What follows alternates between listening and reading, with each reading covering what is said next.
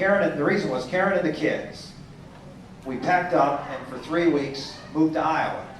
And I went out and did 50 town hall meetings in 15 days. Went out and really started a grassroots effort, and also the debate in Ames. Most people thought we did very, very well, and for a lot of folks in Iowa, it was the first time they'd seen me. And the reason is because we talked about this with a few people as we walked around.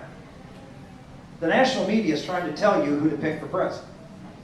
You have 8 folks who are running, but as far as the media is concerned, there's 2. Now, here's the interesting thing. 2 weeks before Ames, all of the pundits. How many people here watch Fox News? I bet you 1 or 2. Yeah, you wouldn't be here if you didn't watch Fox News. So let's look at the real smart people at Fox News. Smart people like Bill Kristol and Fred Barnes and Charles Crowder. All of them, 2 weeks before the straw poll said, well, actually about a month before the straw poll. It's a 2-person race. It's Pawlenty and Romney. Pawlenty and Romney. And then 2 weeks before the straw poll, it's a 3-person race. Pawlenty, Bachmann, and Romney. And then after the straw poll, it's a 3-person race. It's Bachmann, Perry, and Romney. Then 2 weeks later, it's a 2-person race. It's Perry and Romney. Now, in a 2-month period of time, they've got it wrong 3 times. What makes you think they're the experts? What they're doing is they're sheep. They sit in Washington, D.C. They have no idea what's going on here on the ground because they don't come. They don't talk to anybody out here. They have no idea what the campaigns are really up to. And they're looking at something that is completely irrelevant to who is elected president. You know what the most irrelevant statistic is as to who will be nominated president of the United States? A national poll. It means nothing. But it's the only thing that the media gloms onto and says, well, they're high in the national polls. Well, why are they high in the national polls? Because that's who the media talks about. They talk about Romney and Pawlenty, and guess what? Romney and Pawlenty are at the top. They stopped talking about Bachmann. Why? What happened? Her numbers just cratered. Why? Because the media has told you the race is between Romney and Pawlenty. And so they become like sheep, and then you become like sheep.